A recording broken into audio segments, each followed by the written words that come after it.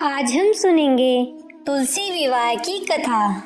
पौराणिक काल में एक लड़की थी, नाम था वृंदा। राक्षस कुल में उसका जन्म हुआ था। वृंदा बचपन से ही भगवान विष्णु जी की परम भक्त थी। बड़े ही प्रेम से भगवान की पूजा किया करती थी। जब वह बड़ी हुई तो उसका विवाह राक्षस कुल में दानव राज जलंधर से हो गया।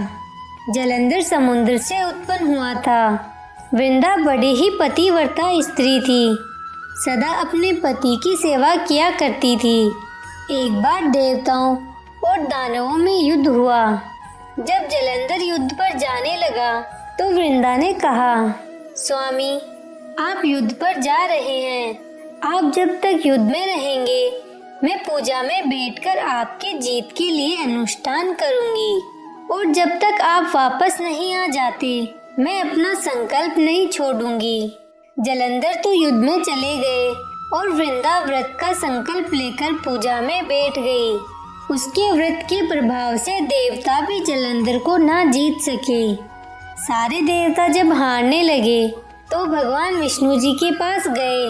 सबने भगवान से प्रार्थना की तो भगवान कहने लगे कि वृंदा मेरी परम भक्त है, मैं उसके साथ छल नहीं कर सकता।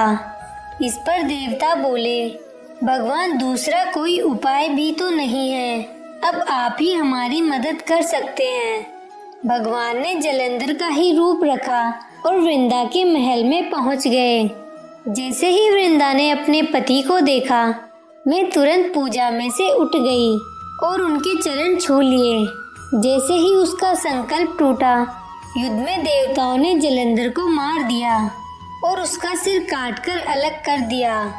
उसका सिर वृंदा के महल में गिरा।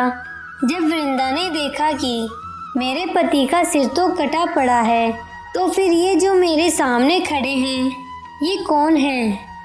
उन्होंने पूछा, आप कौन हैं जिसका स्पर्श मैंने किया? तब भगवान अपने रूप में आ गए, पर वे कुछ ना बोल सके। वृंदा सारी बात समझ गई। उन्होंने भगवान को श्राप दे दिया, आप पत्थर के हो जाओ। भगवान तुरंत पत्थर के हो गए। सभी देवता हाहाकार करने लगे। लक्ष्मी जी रोने लगी और प्रार्थना करने लगी। तब वृंदा जी ने भगवान को वापस वैसा ही कर दिया और अपने पति का सिर लेकर वे सती हो गई। उनकी राख से एक पौधा निकला।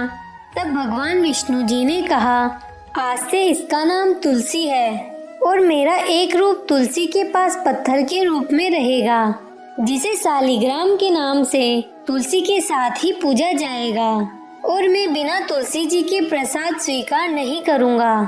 तब से तुलसी जी की पूजा सभी करने लगे और तुलसी जी का विवाह शालिग्राम जी के साथ कार्तिक मास में किया गया। देव उठनी एकादशी के दिन इसे तुलसी विवाह के रूप में मनाया जाता है। आपको कथा कैसी लगी नीचे कमेंट करके हमें ज़रूर बताइएगा।